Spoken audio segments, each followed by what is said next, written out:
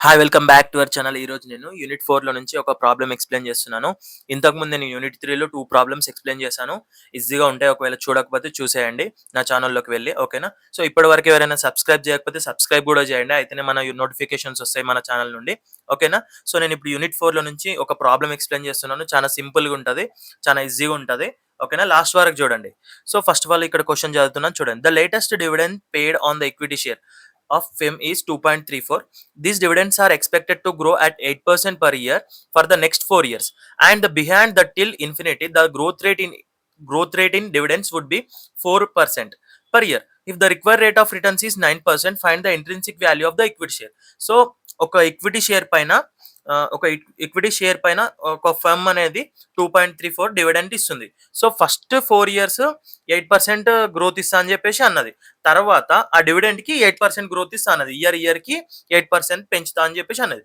ఆ తర్వాత 4 ఇయర్స్ తర్వాత మళ్ళీ అదే గ్రోత్ అనేది 4%కి ఆహ్, 4%కి తగ్గిస్తుందన్నమాట. ఫస్ట్ 4 ఇయర్స్ 8% ఇస్తా అని చెప్పేసి అన్నది. ప్రతి ఇయర్‌కి 8% గ్రోత్ ఉంటదని చెప్పేసి అన్నది. తర్వాత నెక్స్ట్ ఏవైతే 4 ఇయర్స్ కంప్లీట్ అయిపోతదో ఆ తర్వాత ఇన్ఫినిటీ వరకి అంటే ఆఫ్టర్ ఇప్పుడు ఫోర్త్ ఇయర్ కదా! ఫిఫ్త్ ఇయర్ నుంచి ఇంకెన్ని ఇయర్స్ అయినా కావచ్చు 4% ఇస్తా అని చెప్పేసి అంటుంది. ఫిఫ్త్ ఇయర్ నుంచి 4%ని కలుపుకోవాలి మనం. ఫస్ట్ అయితే 4 ఇయర్స్ 8%ని కలుపుకోవాలి. సో, ఇప్పుడు రిక్వైర్డ్ రేట్ ఆఫ్ రిటర్న్ అనేది 9% ఇచ్చిండు. అలాగే ఇంట్రిన్సిక్ వాల్యూ మనకు కనుక్కోమన్నాడు. సో, మనం ఇంట్రిన్సిక్ వాల్యూ అనుకోవాలి కదా! సో, ఫస్ట్ ఆఫ్ ఆల్ ఏం చేయాలి? ఫస్ట్ 4 ఇయర్స్‌కి మనం 8% గ్రోత్‌ని యాడ్ చేసుకోవాలి. సో, ఇక్కడ చూడండి. Calculation of dividend amount which is added 8% for the first 4 years. So, first 4 ఇయర్స్‌కి మనము డివిడెంట్ యాడ్ చేసుకోవాలి. ఫస్ట్ 4 ఇయర్స్‌కి 8% యాడ్ చేసుకోవాలి కదా! సో, ఇక్కడ చూడండి. ఇయర్ 0కి dividend D D D naught equals to 2.34. First మనకు 2.34 ఉండే కదా! సో, ఇయర్ ఫస్ట్‌కి ఏం చేయాలి? 8% యాడ్ చేసుకోవాలి. So, 2.34 into 8%. 8% అయితే ఎంతొచ్చింది మనకు? 2.53. సో, ఇక్కడ ఏందంటే 1 ప్లస్ 0.08 ఉంది కదా! అది మీకు అర్థం కాకపోవచ్చు. మనం 2.34 ఇంటూ 2.34కి 8% యాడ్ చేసుకుంటే ఒక సమ్ అమౌంట్ వస్తది. ఆ అమౌంట్ మళ్ళా 2.34 యాడ్ చేసుకున్నామనుకో మనకు 2.53 వస్తది. అర్థమైందా? ఇంకోసారి వినండి. మనకు 2.34కు 8% యాడ్ చేసుకుంటే ఎంతొస్తదంటే 2.53 వస్తది. నార్మల్‌గా 2.34 ఇంటూ 8/100 చేసుకుంటే 2.53 వస్తది. సో, ఇక్కడ ఏందంటే 2.34 ఇంటూ 1 ప్లస్ 0.08 చేసుకున్నారనుకో 2.53 అని డైరెక్ట్‌గా వస్తది. సో, అట్లా కాలిక్యులేట్ చేసుకున్న అంతే వస్తది. ఇట్లా కాలిక్యులేట్ చేసుకున్న ఇంతే వస్తది. ఓకే. సో, నెక్స్ట్ ఇయర్ 2కి మనకి ఏదైతే ఇయర్ 1లో వచ్చిన డివిడెండ్ ఉంది గదా! దానికి మళ్ళీ 8% యాడ్ చేసుకోవాలి. సో, ఇక్కడ ఉన్న 2.53 మళ్ళీ ఇక్కడికొచ్చింది ఇయర్ 2లో. దానికి మళ్ళీ 8% యాడ్ చేసుకుంటే 2.73 వచ్చింది. మళ్ళీ 2.73కి మళ్ళీ ఇయర్ 3లో మళ్ళీ అదే 2.73కి మళ్ళీ 8% యాడ్ చేసుకుంటే 2.95 వచ్చింది. మళ్ళా ఫోర్త్ ఇయర్‌కి 2.95కి మళ్ళీ 8% యాడ్ చేసుకున్నాడు. అందుకని 3.86 వచ్చింది. ఓకే. సో, మనకు ఏదైతే ఈ వాల్యూస్ వచ్చినాయి గదా! డివిడెండ్ ఇది 8% కలిపిన తర్వాత డివిడెండ్ వాల్యూస్ వచ్చినాయి. సో, వాటికి ఫార్ములాస్‌లోకి ఇన్సర్ట్ చేసుకోవాలి. ఓకే. ఇక్కడ చూడండి. మనకు D1 అంటే year 1 D1/1 plus 9% to the power of 1. Okay. 9% అనేది రేట్ ఆఫ్ రిటర్న్స్ ఇక్కడ ఉంది క్వెషన్‌లో. ఇక్కడ 1 అనేది మనకు ఇయర్ 1. ఓకే. సో, ఇక్కడ D2/1 1 plus 9% to the power of 2 plus D3/1 plus 9% to the power of 3 plus D4 1 plus 9% to the power of 4. Okay. So, ఇక్కడ 9% అనేది 9% ప్లేస్‌లో కే పెట్టుకోవాలి ఫార్ములా ప్లేస్‌లో. బట్ ఇక్కడ నేను డైరెక్ట్‌గా రేట్ ఆఫ్ రిటర్న్స్ పెట్టేసాను. ఓకే. సో, ఇక్కడ చూడండి. ఇప్పుడు 2.53 మనకొచ్చింది ఏంది year 1, 2.73 year 2, 2.95 year 3, 3.186 year 4. Okay. చూడండి ఇక్కడ 1 ప్లస్ 0.09 ఇది ఏదైతే 9% ఉందో 0.09లో అంటే పర్సెంట్ నుంచి మనం న్యూమరికల్ టర్మ్స్‌కి కన్వర్ట్ చేసుకున్నాం. సో, ఇక్కడ 2 ఇయర్ 1 ఇక్కడ సేమ్ యాజ్ ఇట్ ఈస్‌గా అన్నిటికి పెట్టేసుకున్నాం.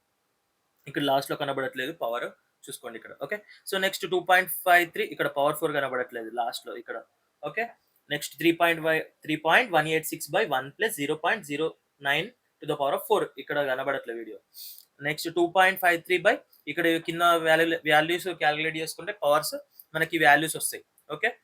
పవర్ మళ్ళీ తర్వాత పవర్స్‌ని మనము 1.0 1.09 టు ద పవర్ ఆఫ్ 1 చేసుకుంటే 1.09 వస్తది. ఇక్కడ 1.09 to the power of whole square తీసుకుంటే, టు ద పవర్ ఆఫ్ 2 తీసుకుంటే 1.188 వస్తది. నెక్స్ట్ 1.09ని టు ద పవర్ ఆఫ్ 3 చేసుకుంటే 1.295 వస్తది. 1.09 టు ద పవర్ ఆఫ్ 4 చేసుకుంటే 1.411 వస్తది. సో వీటిని క్యాన్సిలేషన్ చేసుకుంటే మనకు 2.32 ప్లస్ 2.297 ప్లస్ 2.28 ప్లస్ 2.226 ఎంతొచ్చింది మనకు? 9.16 వచ్చింది. ఇదనేది ఇంట్రిన్సిక్ వాల్యూ. సో ఇప్పుడు మనకు ఫస్ట్ స్టెప్ అయిపోయింది. నెక్స్ట్ స్టెప్‌లో ఏం చేయాలంటే, so expected present value of dividend for the first 4 years అనేది 9.6. సో మనకి ఏదైతే క్వెషన్‌లో ఫస్ట్ 4 ఇయర్స్‌లో 8% అని చెప్పేసాడు గదా! చెప్పాడు గదా! 8% పర్ ఇయర్ గ్రోత్ అని చెప్పాడు. సో మనం 8% యాడ్ చేసుకున్న తర్వాత మనకొచ్చిన వాల్యూ ఎంత? 4 ఇయర్స్ తర్వాత 9.16 వచ్చింది. So next beyond the 4 years, ఏదైతే 4 ఇయర్స్ తర్వాత డివిడెండ్ ఎంత అని చెప్పాడు?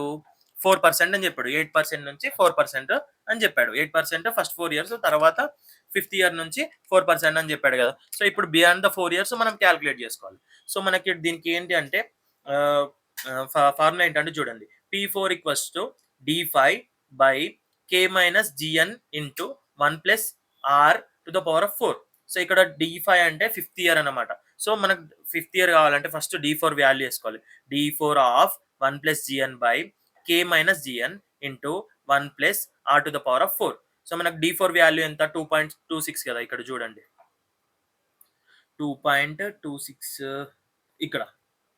ఇక్కడ. ఇప్పుడు వచ్చిన వాల్యూస్ ఉన్నాయి గదా! మనకి 4 వాల్యూస్. ఇది D1, D2, D3, D4. 2.26. 2.26 ఇక్కడ పెట్టేసుకొని 1 ప్లస్ 0.04 4% గదా! మనకు ఏదైతే బియాండ్ ద 4 ఇయర్స్ తర్వాత పర్సెంటేజ్ అనేది 4% అని చెప్పాడు. 0.04 గదా! నెక్స్ట్ మన కే ఏంటి? రేట్ ఆఫ్ రిటర్న్స్ 9 గదా! సో 0.09 మైనస్ మళ్ళీ జిఎన్ 4% 0.04 ఇంటూ 1 ప్లస్ మళ్ళా రేట్ ఆఫ్ రిటర్న్స్. ఇక్కడ ఆర్ అన్నా, కే అన్నా ఒకటే. మన క్వెషన్‌లో రేట్ ఆఫ్ రిటర్న్స్ ఉంటది గదా! అప్పుడప్పుడు ఫార్ములాలో కే ఇస్తాడు. ఒక్కొక్కసారి ఆర్ గూడా ఇస్తాడు. సో ఇక్కడ చూడండి, ఇక్కడ కే ఇచ్చాడు, ఇక్కడ ఆర్ ఇచ్చాడు. కన్‌ఫ్యూజ్ అవ్వకుండా డిఫరెంట్. బట్ మనకు ఆర్ అన్నా, కే అన్నా రేట్ ఆఫ్ రిటర్న్స్ లాగే ట్రీట్ చేయాలి. So 1 plus 0.09 rate of return to the power of 4 మళ్ళా యాజ్ ఇట్ ఈస్‌గా. నెక్స్ట్ 2.26 ఇంటూ ఇది యాడ్ చేసుకుంటే 1.04. నెక్స్ట్ ఇక్కడ మైనస్ చేసుకుంటే 0.05 వస్తది. ఇక్కడ యాజ్ ఇట్ ఈస్‌గా వచ్చేసింది. ఇక్కడ కాలిక్యులేట్ చేసుకున్నా చూడండి. 2.26 ఇంటూ 1.04 అంటే 2.3504.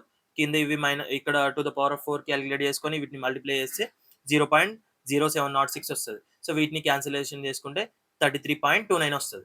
ఓకే. మనకొచ్చిన 9.16 అలాగే ఇక్కడ వచ్చిన 33.29ని కలుపుకుంటే మనకు టోటల్ ఇంట్రిన్సిక్ వాల్యూ వస్తది. ఓకే. టోటల్ ఇంట్రిన్సిక్ వాల్యూ వస్తది. Intrinsic value of equity share వచ్చేసి 42.45. ఓకేనా? సో ఒకవేళ అర్థం కాకపోతే మళ్ళీ వినండి. ఈజీగా ఉంటది. కన్‌ఫ్యూజన్ అనేది ఏముండదు. జస్ట్ ఒక ఫార్ములా. ఈ ఫార్ములా అనేది ఆల్రెడీ మీరు ఇంతకు ముందు చూసారు. ఇంతకు ముందు యూనిట్‌లో కూడా ఇదే ఫార్ములా. జస్ట్ దీంట్లో మీకొచ్చేసి ఈ ఫార్ములా ఒకటే కొత్తగుంది. దీంట్లో కూడా చిన్నగా ఉంటది. లాజిక్ ఏముండదు. యాజ్ ఇట్ ఈస్‌గా D4 ఇక్కడ 1 జీ అని, ఇక్కడ K-G అని, ఇక్కడ 1 R to the power of 4 ఇట్లా ఈజీగానే ఉంటది. ఏం కొత్తగుండదు. ఓకేనా? సో ఎవరైనా సబ్స్క్రైబ్ చేయకపోతే సబ్స్క్రైబ్ కూడా చేయండి. So thank you for watching.